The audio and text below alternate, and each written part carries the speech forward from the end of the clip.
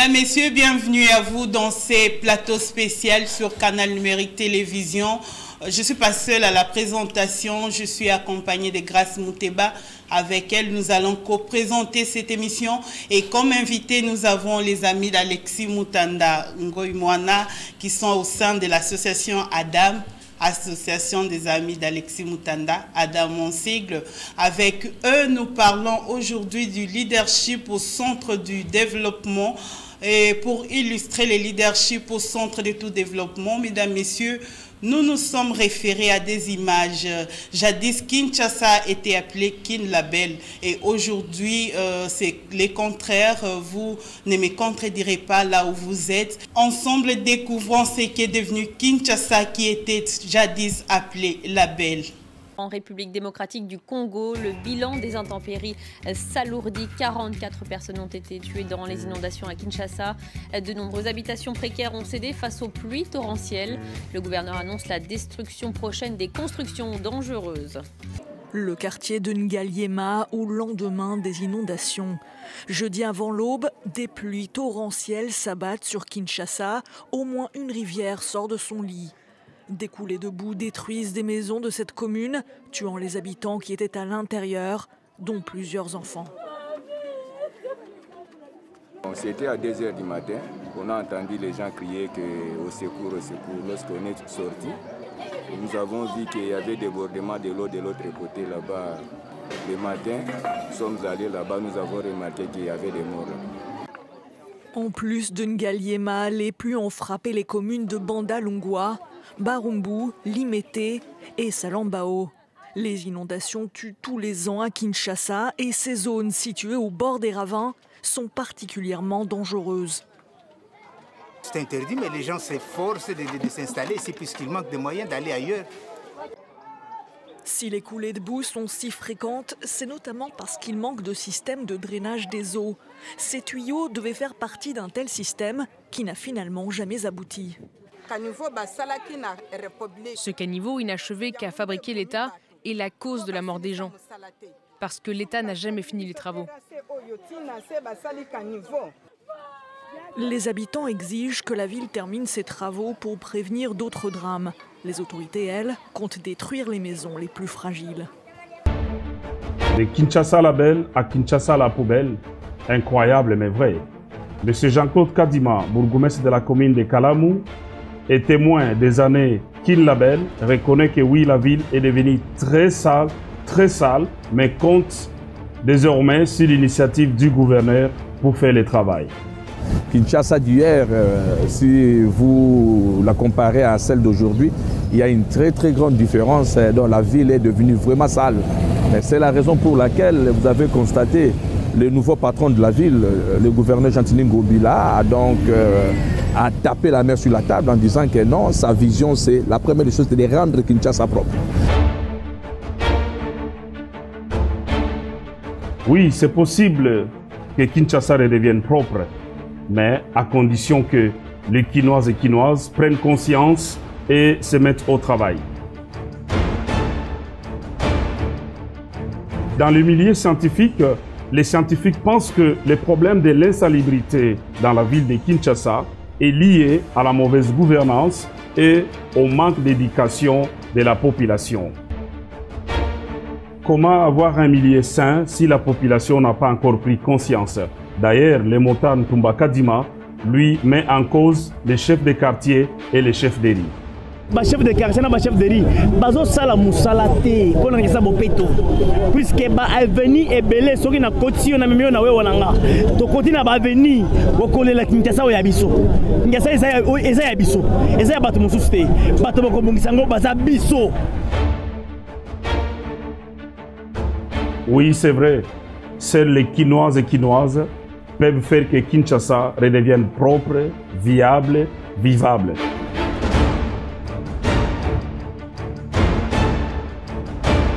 Un des vendeurs ambulants, Joël Kikata, lance un cri d'alarme à l'autorité provinciale demandant que les poubelles soient mises dans tous les endroits publics pour qu'ils aient où jeter les récipients des boissons sucrées qu'ils vendent à longueur de journée. L'État mutu achaka poubelle. Bisika bazotegela, bisika bazolela, poubelle ezali. Soki mutu ale akebwaka wana. Atini mituka aya kozwa akebwaka lesusu. Jamais nga mundu azoteka nakende kocha sur poubelle. Tala ndenge tozoni kwa maboy. Mboka eza wapi? Ngatanga moko na memiango na kobwaka ngo wapi? Nous sommes dans la commune de Kasavubu sur l'avenue Sayo, un des points de décharge les plus importants, et l'odeur est très insupportable pour les passants, comme vous l'avez remarqué.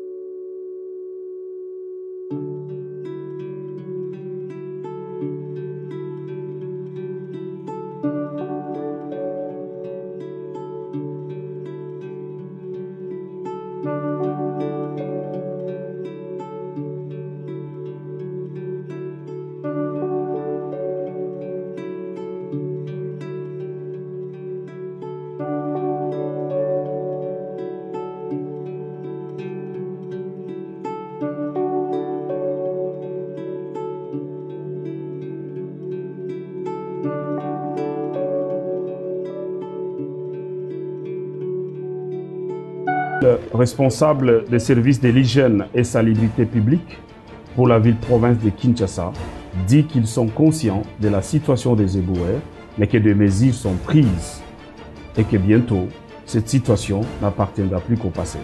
Nous sommes conscients des risques qu'encourt cette population-là, ces gens-là que nous appelons les éboueurs, que nous devons les protéger. Je pense que les jours qui vont suivre, vous allez voir qu'ils vont être protégés. Parce qu'il faut qu'on les protège. Ils entrent en contact direct avec les déchets, là où il y a pullulation des moustiques, il y a pullulation des cafards, alors on doit les protéger et même on doit les vacciner contre le tétanos. Ça c'est très important. Nous croyons que vraiment, tous ces éboueurs seront vaccinés, comme vient de le dire Dr Isabelle, et que même un recensement sera fait pour tous les répertorier et vraiment les faire bénéficier de ces programmes de vaccination. Écoutons le témoignage de Denis, qui est un des éboueurs, qui nous parle de leur situation.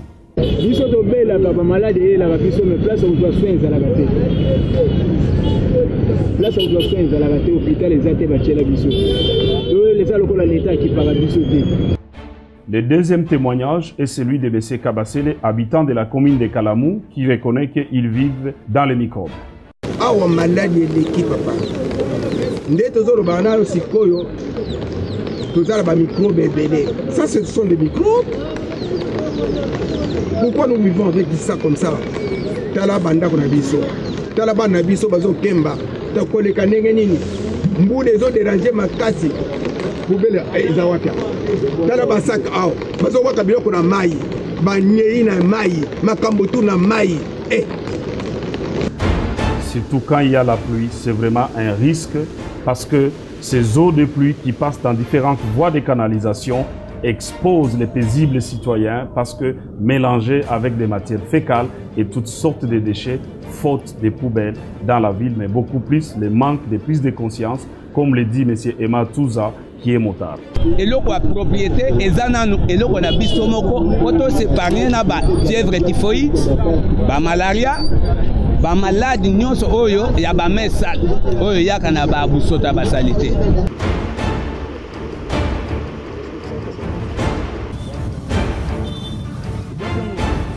C'est démontrer que si vous ne vivez pas dans un environnement sain, soyez sûr qu'il y a beaucoup d'impact économique.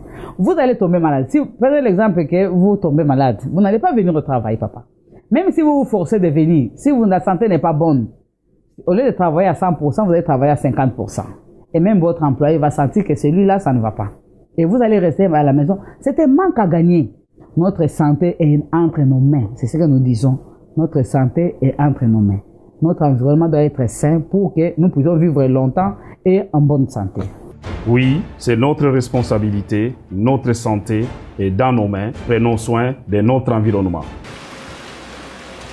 ekokisi ata sanza misatu te uta bauti kobongisa yango ebebi lisusu ebukani pe ekomi na yango liziba. Tozali na balabala tabulai ex Bukasa na tronçon na yango kobanda boulevard du 30 juin kino kokoma colonel Ebeya makadam ebukani moye mituka pe batu ya makolo baleka na kimia ezali te koleka na awa ekomi na technique, c'est-à-dire otelo kolo otali nyonso oyo ezali pona bozangi bakanivo ya malonga nako kabakinoa koloba nyonso oyo ezali bozangi suivi na bayi bazali kosala misala na ngambu ya bakonzi talatina misala ezali kosala makasi ezali koumela te. Ça a été aussi il n'y a pas longtemps, mais on se rend compte que tout de suite là, et baby, bateau, bazo sala misala yango, bazo landa ba procédure ya musala te.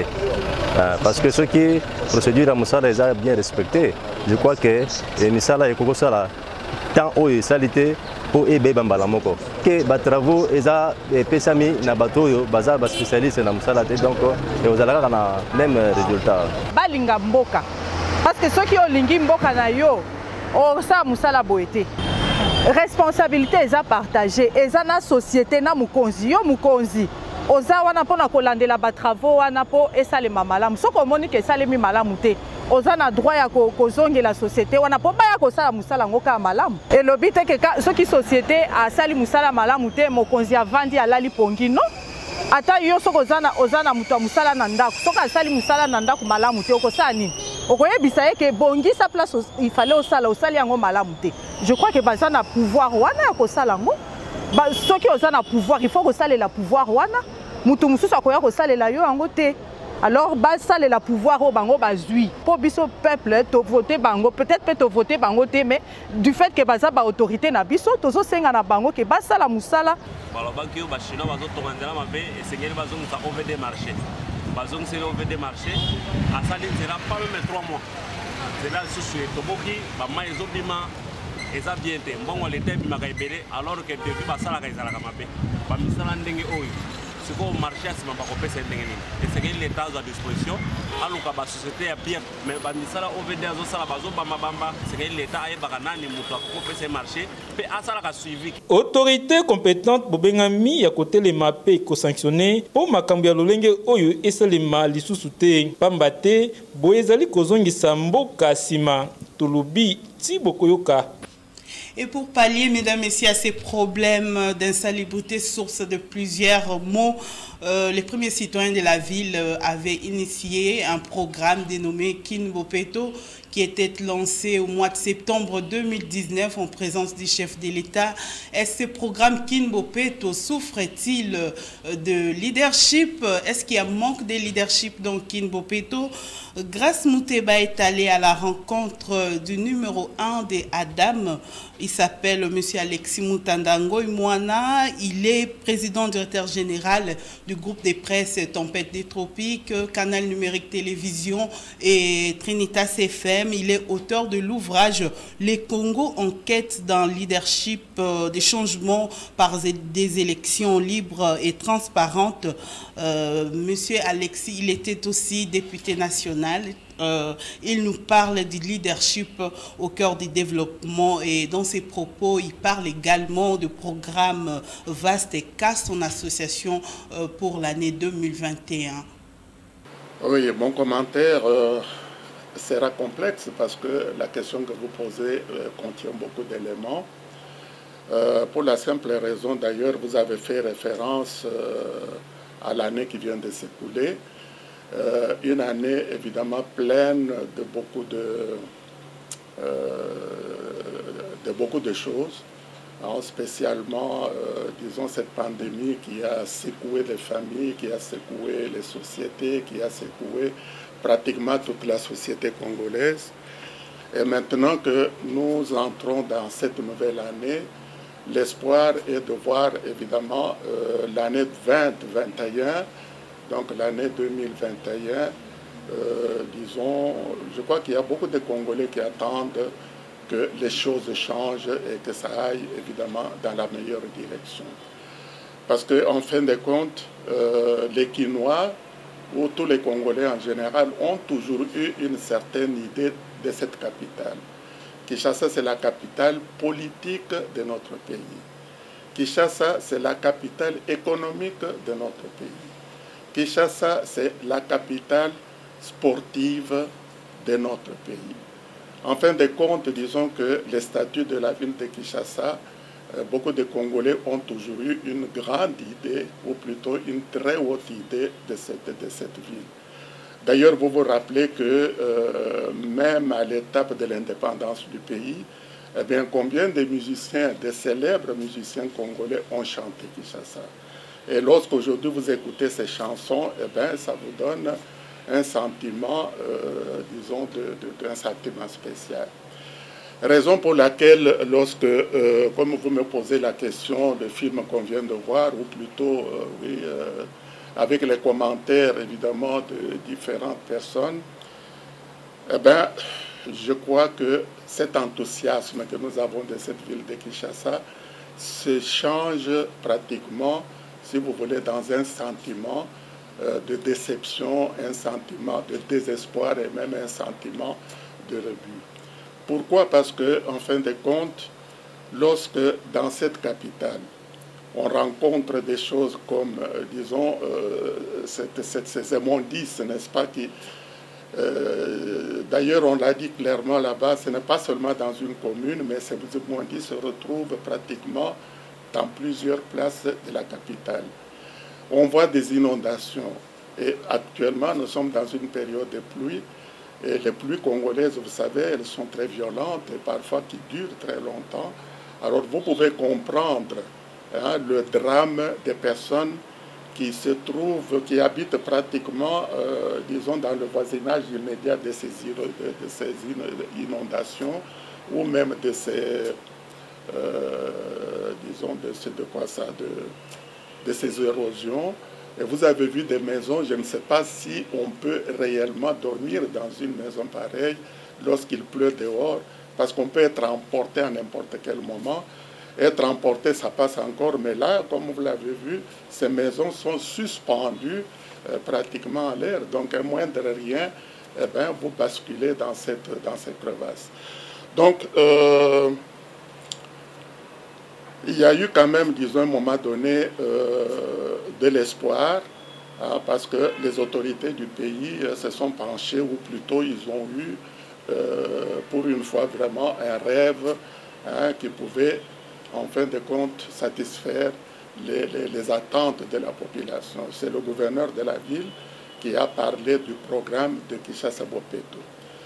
Il se fait malheureusement que ce programme, ça fait bientôt 1 année et demie, qu'on est toujours en train, si vous voulez, de commencer. On semble être toujours au début de l'exécution.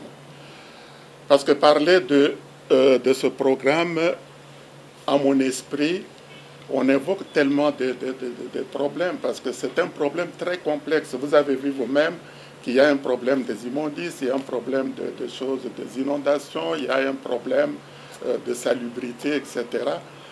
Donc c'est un programme vaste, énorme, à la dimension de la ville qui est devenue évidemment une ville tentaculaire. Pourquoi? Parce que non seulement les Quinois qui ont toujours vécu ici, mais il y a presque tous les Congolais, n'est-ce pas, de l'intérieur qui affluent vers la capitale. Aujourd'hui, je ne sais pas si on a le chiffre exact de la population de la ville, mais il y en a, si on cite un chiffre de 10 millions, 15 millions, et même plus, moi je ne serais pas étonné, parce que la ville a tentaculaire. Alors, une ville comme celle-là, lorsque vous parlez d'un programme, disons, de retour à la propriété, mais c'est très complexe, parce que d'abord, dans la ville, il y a plus de 24 communes. Et chaque commune a ses problèmes spécifiques en ce qui concerne ce programme. Et puis ensuite, vous avez également, disons, un problème des finances. Parce que c'est un programme vaste qui demande, disons, un investissement conséquent. Et puis, parler de programme Bopeto dans la ville de Kinshasa, c'est parler également des voies de circulation. Et vous savez que dans plusieurs communes, ces voies disons, ces rues, ces avenues, etc., sont devenues pratiquement impraticables. De telle manière que tout cela entre, si vous voulez, dans l'ensemble. Alors, je ne suis pas d'accord avec le monsieur qui disait tout à l'heure que la population doit faire... Mais la population, vous savez, subit la situation.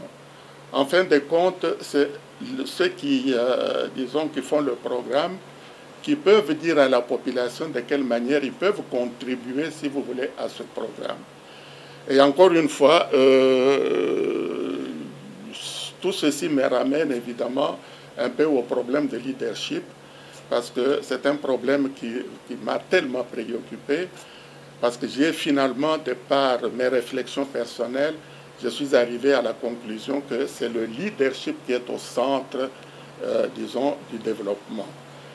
Prenez n'importe quel domaine, que ce soit le domaine familial, que ce soit une équipe de football, que ce soit une entreprise, que ce soit un parti politique. Eh bien, si vous voyez un parti politique qui est bien géré, si vous voyez une entreprise qui fait des bénéfices et qui va de l'avant, si vous voyez une famille dans laquelle il y a de la discipline, il y a du succès, eh bien, si vous avez n'importe quelle activité, disons, donc ça veut dire qu'il y a un leader, une personne qui mène le jeu et qui amène pratiquement tous les participants à cette activité, hein, disons, de travailler ensemble pour arriver à ce résultat. Alors le leadership est au centre du développement. Pour quelles raisons? Prenez tout simplement ce programme, disons, de Kinbopeto. À mon sens, bien sûr, je ne parle pas, disons, de ceux qui ont initié ce programme. Eh bien, il y a d'abord, évidemment, au départ, une vision, c'est-à-dire que les responsables, numéro un, ceux qui sont au sommet de la pyramide, eh bien, ils ont une vision, si vous voulez, de ce que la ville devrait être. Et c'est pour cela qu'ils ont lancé ce programme. Et lorsqu'on a une vision, il est tout à fait normal que pour arriver à changer la situation dans le bon sens, eh bien, il faut une certaine planification. C'est-à-dire planifier les choses. Ici, nous avons des érosions, nous avons des inondations, nous avons des problèmes de moustiques, de mouches, etc. Et puis, nous avons 24 communes. Eh bien, nous avons également à la tête de ces communes des bourgmestres avec leurs collaborateurs. Donc, il y a tout un monde, si vous voulez, qui est impliqué dans ce programme. Et donc, il faut une certaine planification pour pouvoir arriver à, disons, Et puis, une fois qu'on a planifié les choses, il faut maintenant fixer les choses, les objectifs. Et les objectifs sont fixés sur base, évidemment, d'un budget, hein, parce qu'il faut quand même arriver à déterminer, si vous voulez, le coût des travaux. Et puis ensuite, il faut directement penser au personnel, ou plutôt aux personnes qui peuvent être impliquées dans l'exécution, disons, de ces travaux. Et parler du personnel veut dire, évidemment, vous partez au sommet de la pyramide et vous descendez jusqu'à la base. Et la base est constituée, évidemment, par ce que nous appelons les Quinois, qui, eux, sont les premiers bénéficiaires, si vous voulez, de ce programme. Et alors, il faudrait qu'à toutes les étapes, les responsables, que ce soit au niveau de l'hôtel de ville, que ce soit au niveau des communes, que ce soit au niveau des quartiers, il faut que chaque responsable puisse être entouré, entouré de personnes qui constituent, si vous voulez, l'équipe d'exécution. Alors, les ordres qui viennent du sommet sont répercutés vers le bas, et vers le bas, ça descend vers les racines, de telle manière que, disons, le réseau de commandement puisse être harmonieux, etc.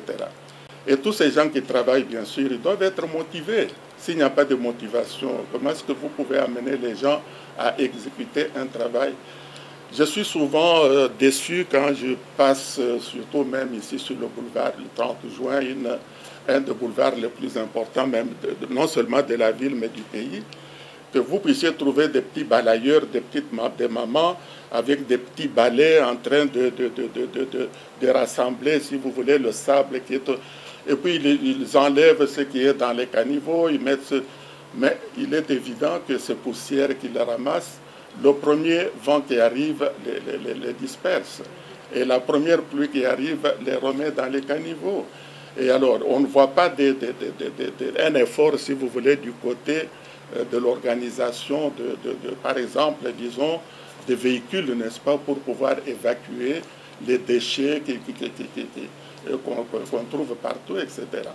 Donc tout cela demande évidemment une certaine, disons, unité de commandement, des équipes de travail, et puis surtout, disons, la délégation de pouvoir, parce que le gouverneur au sommet de la pyramide ne peut pas suivre les travaux dans toutes les communes. Ce qui veut dire que ces représentants dans les communes qui sont des bourgmestres, les bourgmestres, les quartiers, etc., doivent recevoir, disons, un programme, chacun évidemment ce qui le concerne, pour que le programme en entier puisse être... Donc c'est un travail très complexe. On a lancé ce programme, on a vu des images, on a même invité le président de la République pour venir, ce qui était une très bonne chose. Mais aujourd'hui, on voit que les initiateurs de ce programme ne sont encore nulle part. À un moment donné, on a parlé même, disons, d'avoir plus de 200 véhicules, hein, ou même plus. Mais quand vous avez 200 véhicules qui sont impliqués dans un projet, mais ça crée aussi un autre problème. C'est-à-dire ces véhicules doivent avoir des chauffeurs, ces véhicules doivent avoir un garage pour, disons, l'entretien et les réparations, et ça demande des pièces de... Donc vous voyez que chaque effort qu'on fait, eh ben, crée d'autres problèmes qu'il faut essayer de résoudre. Donc c'est un problème très complexe. Je me demande, parce que je vais avoir les résultats, on dirait qu'on n'avait pas suffisamment réfléchi, si vous voulez, sur la complexité des choses. C'est comme ça qu'on a lancé, comme d'habitude, des slogans, Kin Bopeto, tout le monde a chanté, les musiciens ont chanté, etc. Mais une année après, on se rend compte qu'on est encore nulle part. Et aujourd'hui, d'ailleurs, la situation est encore pire qu'il y a 2 ans. Alors, je ne voudrais pas répéter ce que quelqu'un m'a dit un jour. Quelqu'un m'a dit, comme ça en passant, que, bon, vous savez, dans cette république, c'est-à-dire dans notre pays, chaque jour est plus dramatique que le jour précédent. Ce qui veut dire que demain, ça sera pire qu'aujourd'hui. Et on vit cela depuis des années, alors c'est devenu pratiquement une manière évidemment de concevoir les choses. Donc voilà un peu comment je peux commenter, disons, ce film. Je peux m'étendre là-dessus pendant des heures, mais je crois qu'avec ce que je vous ai dit, c'est l'essentiel. Donc il y en a qui naissent évidemment avec, qui ont ces capacités, si vous voulez, de leader de manière naturelle, mais ceux qui n'en ont pas, eh bien, ils doivent les acquérir. Parce que si vous n'arrivez pas à écrire, c'est-à-dire que vous acceptez vous-même de rester, disons, au bas de l'échelle, et vous serez un éternel, disons, associé, ou, je ne sais pas moi, comment est-ce qu'on appelle ça encore, donc une personne, si vous voulez, qui gère ce qu'on lui dit de faire, voilà. Bon, pourquoi le leadership? Eh bien, je viens de l'expliquer tout à l'heure. J'ai été toujours un peu habité par cette idée lorsque je regarde notre pays. Eh ben, depuis le 30 juin 1960 jusqu'à aujourd'hui, ça fait plus de 60 ans. Et depuis 60 ans, eh bien, ce peuple qu'on appelle le peuple congolais, dans ce pays qu'on appelle la République démocratique du Congo, le pays, lui, il est resté le même parce que nos forêts, nos mines, etc. sont toujours là. Mais c'est le peuple qui doit évoluer. Et il doit évoluer vers quoi? Il doit évoluer vers, disons, à trouver, si vous voulez, des moyens d'être proportionnel, si vous voulez, à la richesse du pays. Être proportionnel, ça veut dire quoi? Si vous avez un pays qui vous appartient en propriété, et qui contient pratiquement toutes les richesses du monde. Mais comment expliquer que vous crevez de faim? Comment expliquer que vous vivez dans l'indigence alors que vous êtes propriétaire d'un pays aussi important? Et depuis 60 jusqu'à aujourd'hui, pourquoi nous continuons à tourner en rond? Est-ce que ce n'est pas réellement un problème de leadership?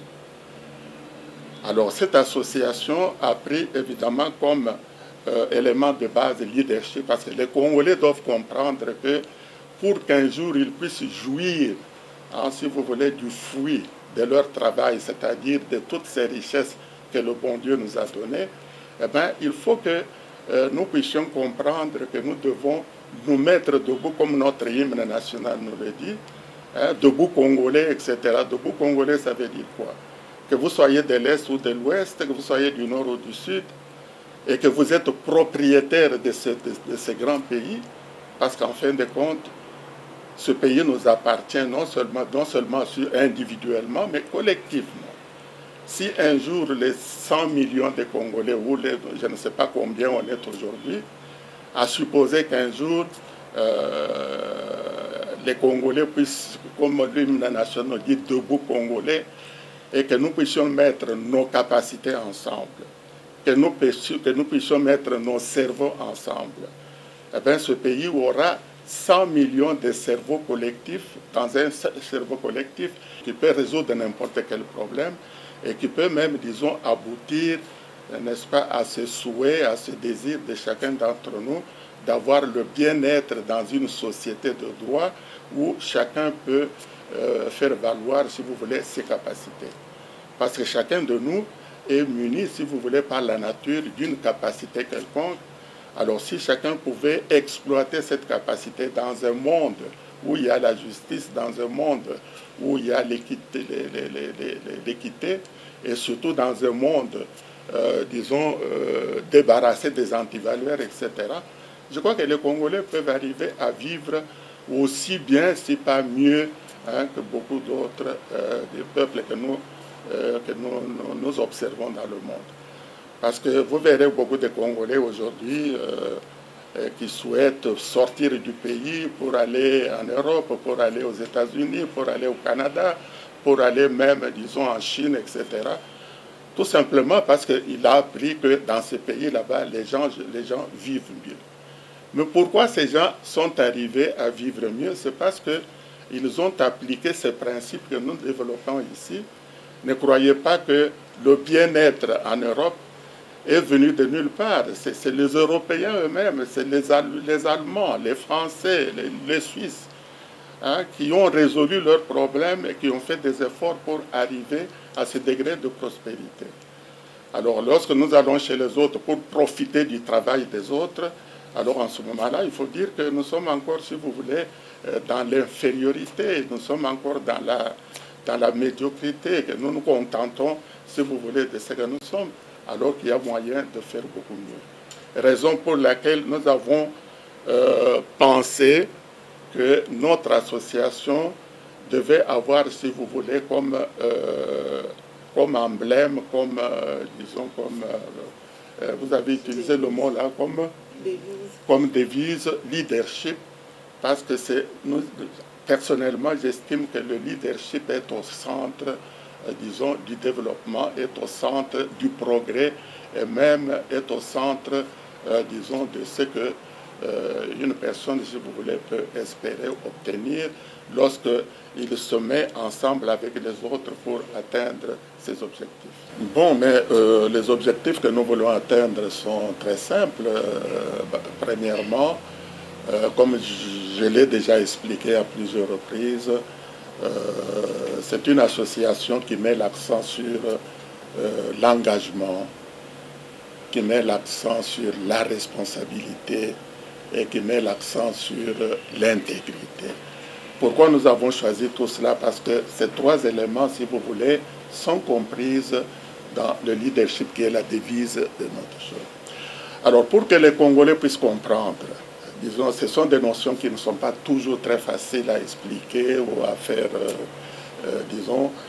Alors, nous voulons d'abord que nous puissions faire comprendre à nos compatriotes que personne, absolument personne ne viendra chez nous résoudre nos problèmes. Nous pouvons avoir des amis dans le monde, nous pouvons avoir tout ça qui peuvent, etc.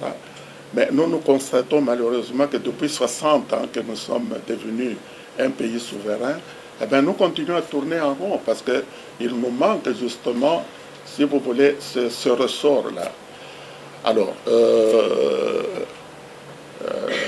la manière, disons, la seule manière d'arriver à nos objectifs, c'est de contacter les gens, d'avoir des conférences, d'intéresser, si vous voulez, les Congolais à leur réalité et surtout à leur démontrer qu'ils doivent comprendre que lorsque vous avez un héritage et que cet héritage vous a été donné ou vous a été laissé par vos ancêtres, il est de votre devoir, il est de votre responsabilité de mettre cet héritage en valeur.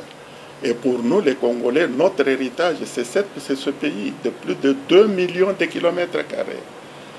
Eh bien, ce n'est pas rien. Vous n'allez pas trouver beaucoup de pays qui ont, disons, cette richesse, si vous voulez, superficielle.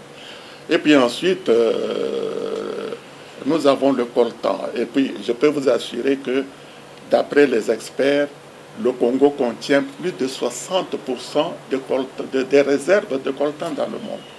Sans parler du cuivre, sans parler de cobalt, sans parler de l'or, sans parler du pétrole. Déjà, la forêt vierge, disons, c'est sur le plan, disons, de l'environnement. Mais c'est encore une richesse. Allez dans les déserts ou dans beaucoup de pays, vous verrez qu'ils comptent des arbres, si vous voulez, sur les, disons...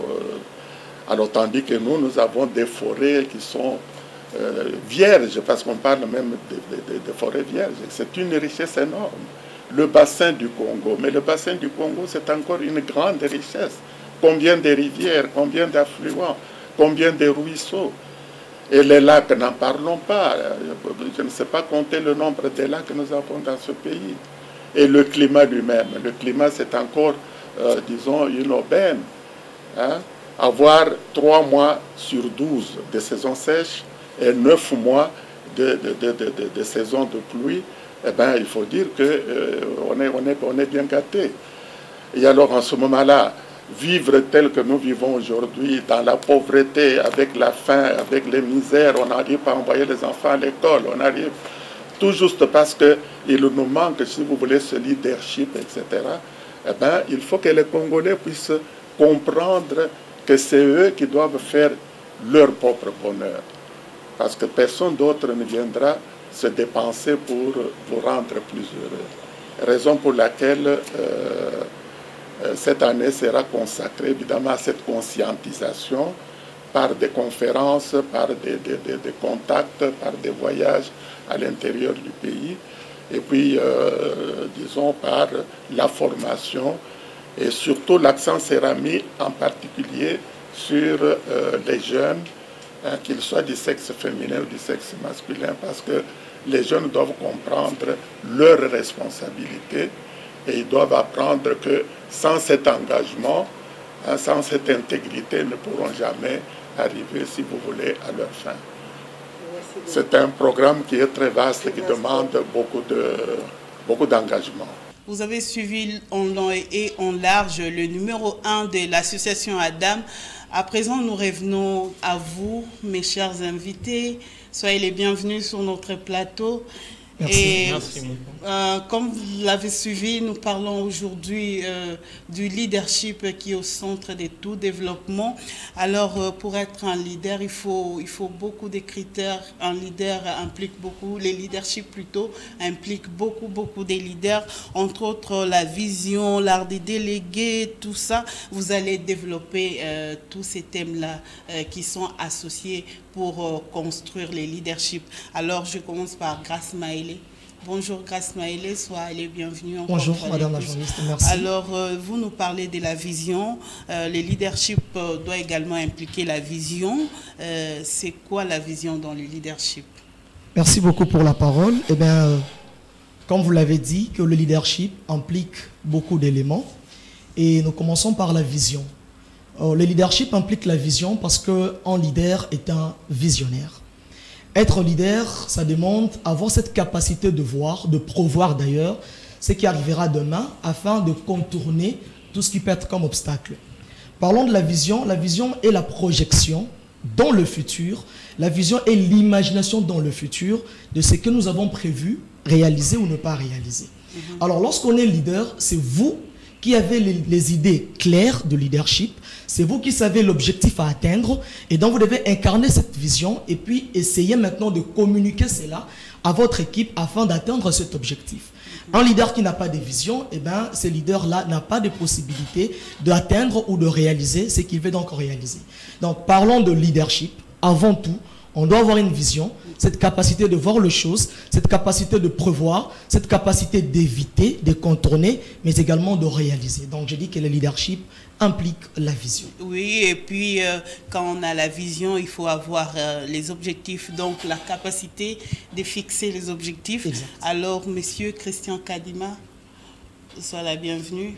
Merci. Un leader doit avoir une capacité ou la capacité de fixer les objectifs, c'est-à-dire ce que l'on vise finalement, et alors comment c'est fixer des objectifs alors? Merci beaucoup madame la journaliste. Comme mon ami Spark Mayele vient de le dire, un leader doit avoir la vision. Et vous savez que la vision, c'est un peu l'essence. C'est quelque chose qui n'est pas matériel. Pour le matérialiser, il faudrait avoir cette capacité-là de fixer les objectifs.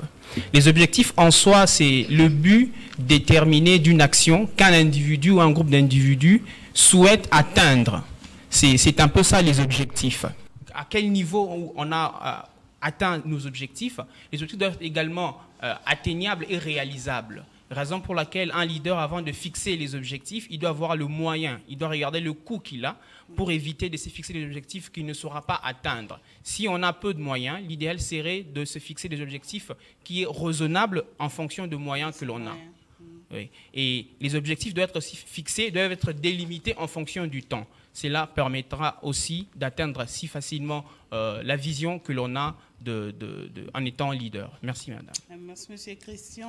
Je venais de dire plutôt que je n'étais pas seule sur ce plateau. Nous co-présentons cette émission avec Grace Mouteba, qui était allée à la rencontre du président des ADAM. Bonjour, Grace. Bonjour, Rachel Ikélié, Merveille. Merci, à toi aussi. D'accord, merci. Madame Pascaline, bonjour. Bonjour, madame. Merveille. Merci, pareil. Le leadership implique la vision, les capacités de se fixer des objectifs, mais également d'être motivé. Oui, oui, c'est ça. La motivation. Parlez-nous de la motivation. Merci beaucoup, madame. Déjà, la motivation désigne la volonté, le désir. C'est le plus grand rôle qu'un leader est appelé à jouer. Et déjà, un leader doit être motivé. Un leader doit être motivé afin de motiver aussi son équipe. C'est ça. La motivation se matérialise déjà lorsque la personne sait où elle est, où elle va et comment y parvenir. Et la motivation aussi se matérialise lorsque nous avons cette capacité de nourrir notre esprit d'idées constructives. Parce que l'esprit humain, c'est comme un champ. Dès lors que vous plantez le maïs, vous allez récolter le maïs. Alors, le leader est appelé à être motivé, afin de motiver aussi les gens autour de lui. Il est appelé à développer des idées, avoir des idées constructives, des idées positives, afin d'aider aussi son équipe à avoir ces mêmes idées. Alors, ça va dans le sens où le leader, celui qui est motivateur, doit être tout simplement positif et il doit nourrir ses pensées, il doit nourrir son esprit des idées constructives, tout simplement. Merci. Merci beaucoup. Alors, monsieur John Lukusa, bienvenue également dans cette émission. Merci, madame. On peut être motivé, mais si on n'est pas engagé, je pense que on ne peut pas arriver à atteindre un objectif quelconque. Exactement, vous venez de le dire. Un leader doit être engagé. Et l'engagement, c'est juste l'assurance que le leader doit communiquer à son équipe. Un leader doit rester engagé sur tout le champ d'action. Parce que vous savez, c'est facile de parler, mais la matérialisation d'une idée est le fruit de l'engagement. Et c'est lorsqu'une activité est matérialisée, lorsqu'on a le réel de la vision du leader, à ce moment-là, on peut comprendre que le leader est effectivement engagé. Et donc, un leader doit rester engagé pour matérialiser la vision qu'il avait. Merci beaucoup. Alors, on est en train de parler avec les amis d'Alexis Mutanda du leadership. Mais on avait pris un cas, c'était le cas de Kin Bopeto. On avait une vision. Il y avait la planification, l'engagement. Mais on ne peut pas travailler seul. L'esprit d'équipe, ça fait aussi partie du leadership. Exact. Grâce, Madame Rachel, bonjour, bienvenue, meilleurs vœux à vous. Parlez-nous de l'esprit d'équipe dans le leadership. L'esprit d'équipe, c'est un cerveau collectif. C'est savoir travailler avec les autres pour une amélioration d'un bon résultat. C'est aussi la coopération, savoir travailler ensemble, savoir ses limites. Là où ils se sont incapables de travailler, il peut donner la place à une autre personne. C'est aussi l'esprit d'équipe aide aussi à chacun de sortir le meilleur de soi. Par exemple, nous voyons dans le football, on ne voit jamais une personne quitter son camp pour aller dans l'autre camp. Il est obligé de passer, de donner la passe aux autres pour que l'objectif soit atteint. Alors lorsque l'objectif est atteint, c'est une joie collective, ce n'est pas une joie particulière. C'est pas une joie particulière. Donc chacun de nous doit avoir l'esprit d'équipe. Un leader doit savoir ce qu'il a partagé avec les autres. Voilà un peu ce que je dirais pour l'esprit d'équipe. Merci beaucoup. À vous la parole, Rachel. Merci. Grâce, Maëlé, je reviens à vous. Oui. On dit que quand on a un premier plan et que ça échoue, il faut essayer un deuxième, un troisième, un quatrième, ainsi de suite. Alors, il faut qu'un leader soit persévérant. Exact. Oui, on dit que les leadership impliquent de la persévérance. Comment ça?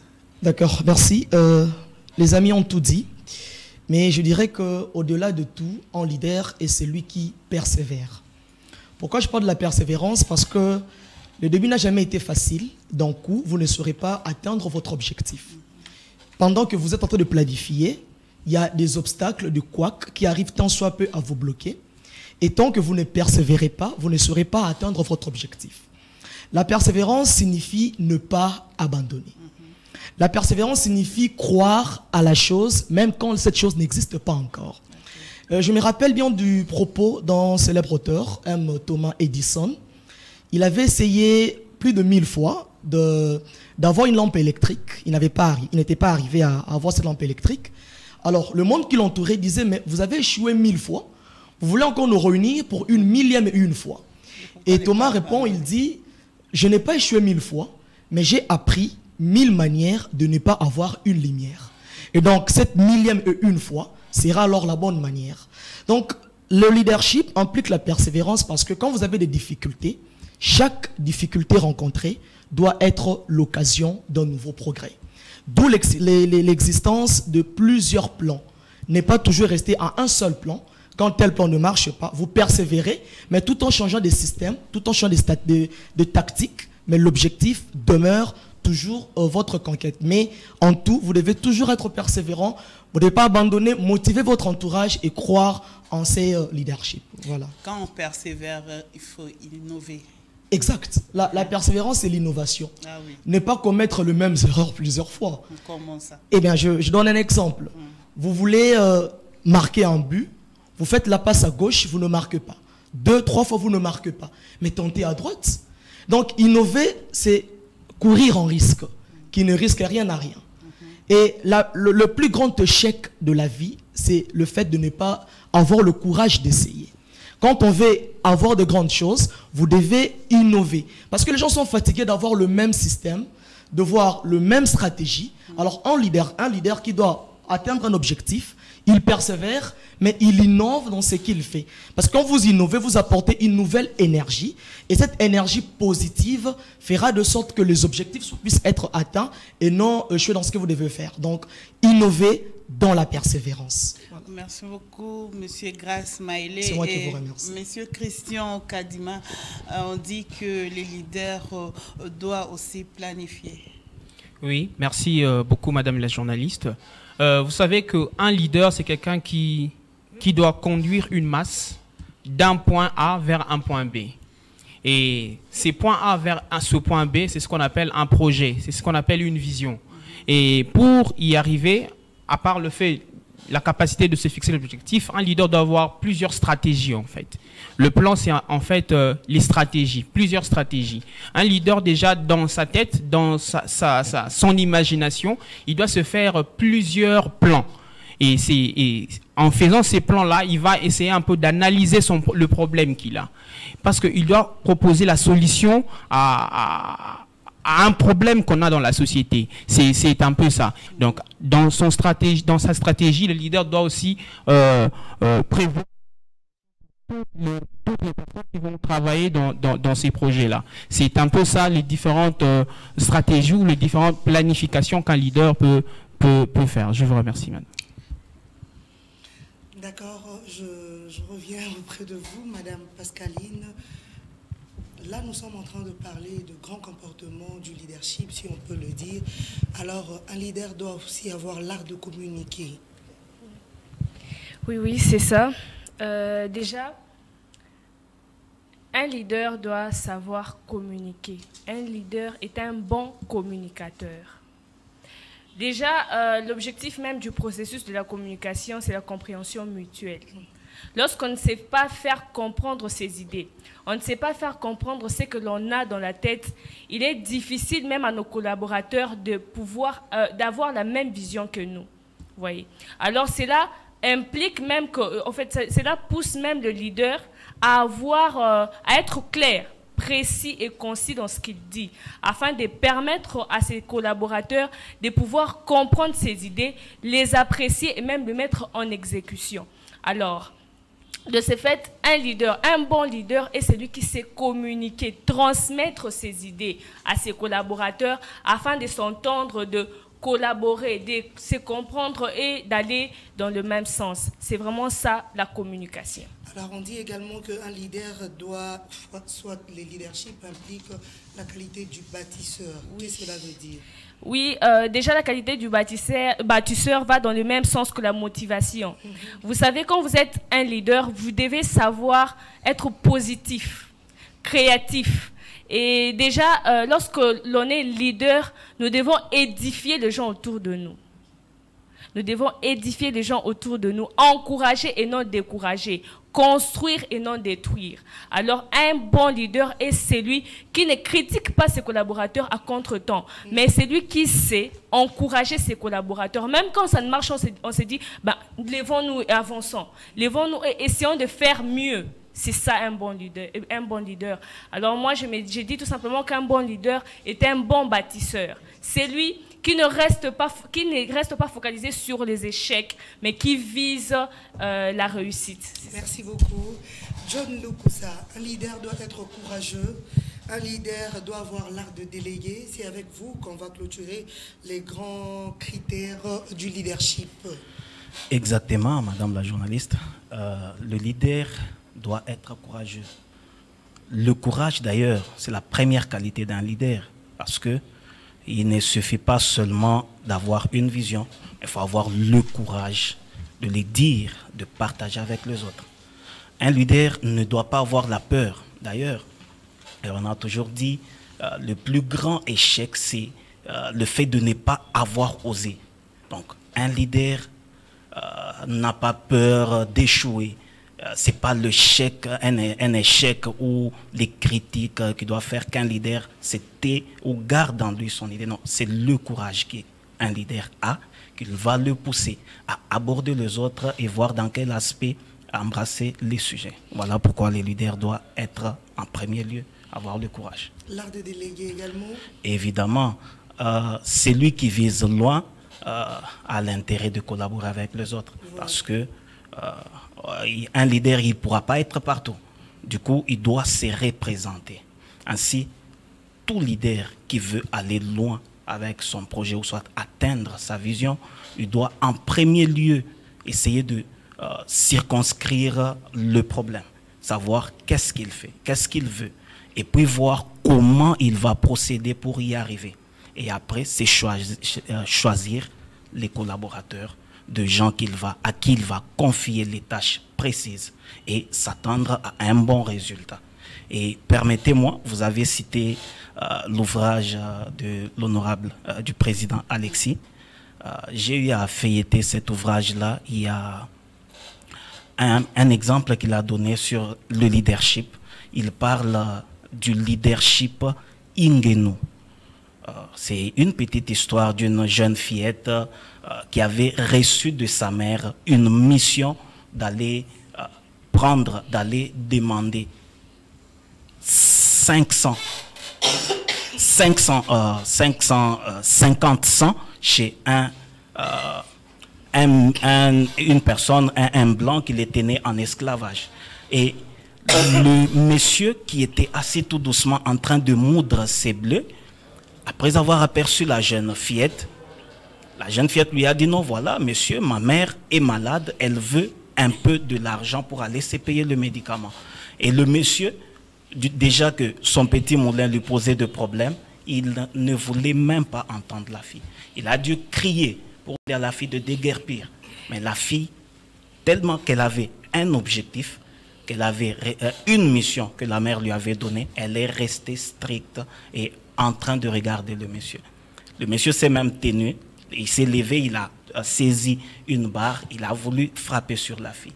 Mais la fille est restée stricte et elle a encore une fois de plus repris la même phrase que sa mère lui avait dite. Donne-moi l'argent, ma mère est malade. Et le monsieur, il ne savait pas quoi faire. Enfin, il a sorti l'argent, il l'a remis à la fille. Donc, comprenez que tout ce que nous avons eu à dire sur le leadership, et cette petite histoire-là résume tout ce qu'on a eu à dire sur le leadership. Donc, vraiment, merci. Merci. Mesdames, Messieurs, nous étions vraiment à l'école du leadership avec les amis d'Alexis Mutanda. Vous êtes très intelligents, nous avons appris beaucoup de choses de vous. Et pour connaître qu'est-ce qu'est Adam, alors nous avons un membre des amis d'Alexis Mutanda, elle s'appelle Alphonsine, handicapée de son état. Elle nous présente Adam, vous allez comprendre qu'est-ce qu'est Adam. Mesdames, Messieurs, suivez.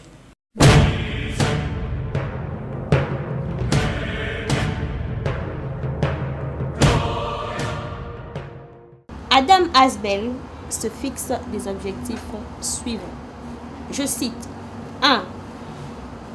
Amener les Congolais à la prise de conscience individuelle et collective de leurs responsabilités civiques pour le véritable changement en République démocratique du Congo. 2.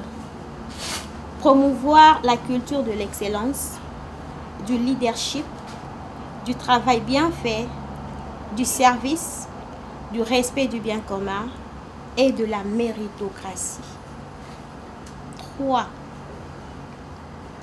Lutter contre les antivaleurs qui détruisent notre société comme la corruption, le mensonge, la serviabilité, l'impunité, l'égocentrisme, la désinformation, l'indifférence aux abus, etc. 4. Apprendre à tous le respect des lois et des engagements pris. 5. Susciter le patriotisme et le nationalisme dans l'agir du Congolais. 6. Impliquer les citoyens dans la lutte contre la prédation de nos richesses nationales, dans la défense de l'intégrité nationale, en contrant à tout moment toute tentative de balkanisation du pays. 7. Préparer la jeunesse congolaise à former une nouvelle génération de leaders pouvant intérioriser des valeurs morales et d'éthique nécessaires pour assurer la relève de la conduite du pays. Et 7 et 8 enfin, amener la femme congolaise à se valoriser en pratiquant plutôt des valeurs de leader dans son milieu, à faire des efforts pour atteindre les niveaux des connaissances d'expertise et de compétences qui puissent lui permettre de jouer le rôle qui lui revient dans le leadership national sans attendre des cadeaux sur des plateaux d'argent. Bref, Adam veut rendre le peuple congolais responsable de son destin et capable de faire face aux défis de la mondialisation qui nous envahit sans tenir compte de nos cultures. Comme partout ailleurs, mais sans copier personne, Adam a sa devise.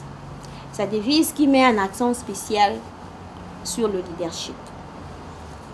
Et le leadership implique le travail en équipe, l'ensemble de règles et des critères qui mènent au succès, notamment la vision, la planification des actions, la fixation des objectifs, l'esprit d'équipe, la motivation, l'art de déléguer le pouvoir, la persévérance, la qualité de bâtisseur, la capacité d'agir en face des changements et l'art de communiquer avec efficacité. L'association des amis d'Alexis Mutanda est composée des membres tous volontaires, soumis aux mêmes valeurs d'amitié, d'égalité et de solidarité telles que définies dans le texte des bases, statuts et règlements intérieurs et les décisions émanant de la direction de l'association. Elle comprend des membres cofondateurs, des membres effectifs, des membres sympathisants, des membres d'honneur et des membres de soutien.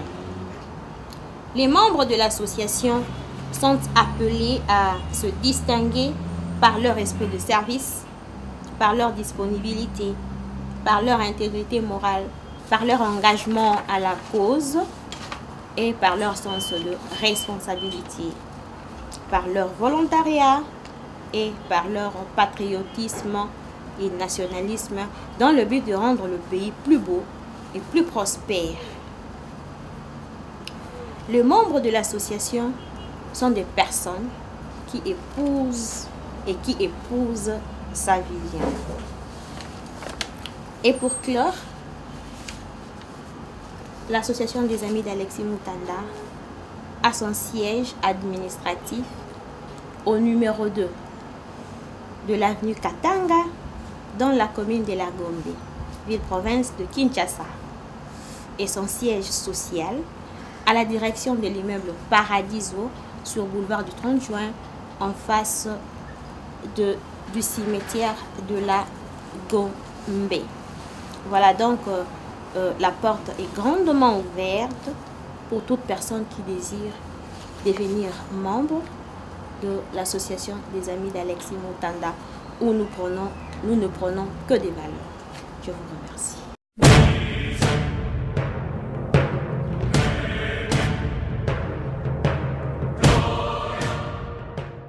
Mesdames, Messieurs, merci à vous d'avoir été nombreux à nous suivre. Nous parlions du leadership au centre de tout développement. Vous avez suivi, c'était une école, vraiment une émission à suivre et à resuivre si vous pouvez. Merci aux amis d'Alexis Mutanda d'avoir été là avec nous. Merci à Grace Muteba, merci à la réalisation. Merci à tout le monde qui a fait que cette émission arrive chez vous à la maison. Nous nous retrouvons très prochainement. D'ici là, restez à suivre Canal Numérique Télévision. Au revoir.